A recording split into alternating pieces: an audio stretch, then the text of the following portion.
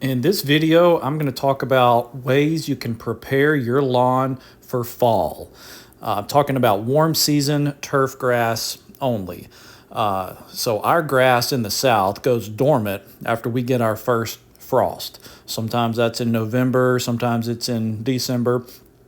But there are things that we can do before that to prepare our lawns for fall. So that's what we're going to talk about today. It's August 29th right now, and fall is right around the corner, even though it's still blazing hot.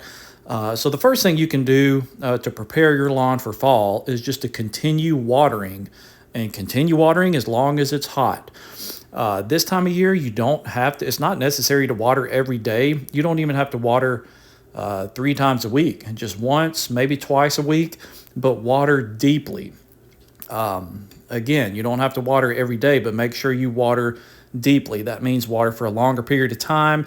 Let that water reach the roots of the grass. Going into fall for warm season turf grasses, you want your grass to be as healthy as possible. If your lawn goes dormant healthy, it should wake up healthy in the springtime. If it goes dormant with weak, sick spots, it's going to wake up in the spring with those same weak, sickly spots. Which brings me to my next tip for this time of year, and that's applying fungicide in your lawn. If your lawn has any kind of fungus like large patch, brown patch, any kind of disease, let's kill that fungus before your lawn goes dormant. So August, September, October, this is a great time to apply some fungicides to your lawn. Funguses and diseased areas will not survive the winter, and it'll most likely turn into winter injury. And it's not going to look good in the spring. Kind of along those same lines, the next suggestion is to apply grub or insect control to your lawn. Grubs are active during the months of September and October, and they feed on the grass roots, which can weaken your grass and cause dead spots. That's not what you want going into dormancy.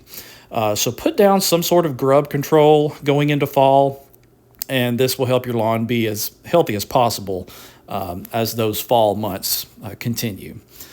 The next suggestion is continue mowing regularly as long as it's needed. So during the hot summer months, you should have already raised your mowing height.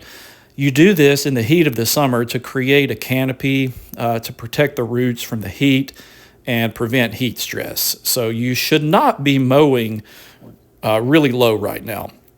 So let's keep this taller mowing height going into fall. Bag your clippings. You do not want all that thatch laying on the ground going into fall and winter, because that thatch will choke out your grass. And then there's a higher chance of diseases and funguses and things like that that like to build up in the thatch areas. So raise your mower blades a 1/2 inch to 1 inch to increase the grass's leaf area, and this will help the grass store more food in its roots for the wintertime. So you may be asking, what about fertilizing in the fall?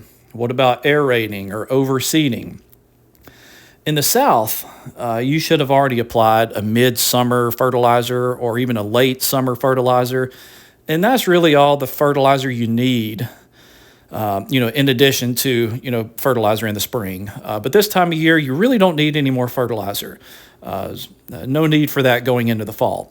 Now, this may be the complete opposite of what some of you might be planning for your cool season turf grasses.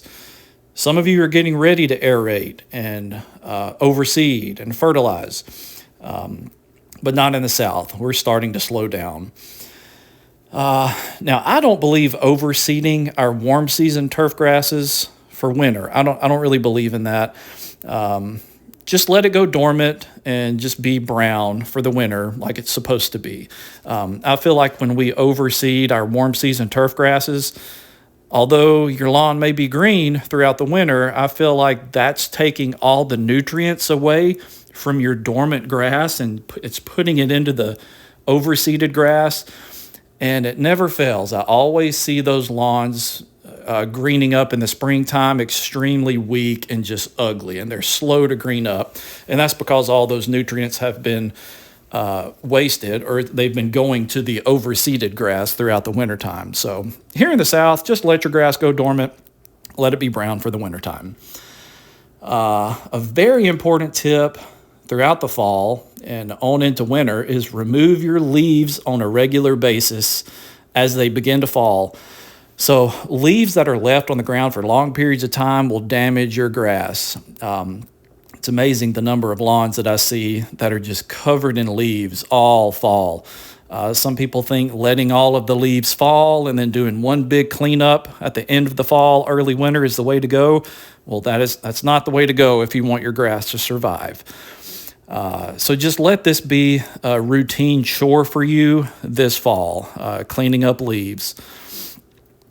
Applying lime, I want to talk about this. If your soil is acidic, then you may need to apply lime to raise the soil pH. Fall is a great time to apply lime because it needs a lot of time to break down and affect your soil's pH.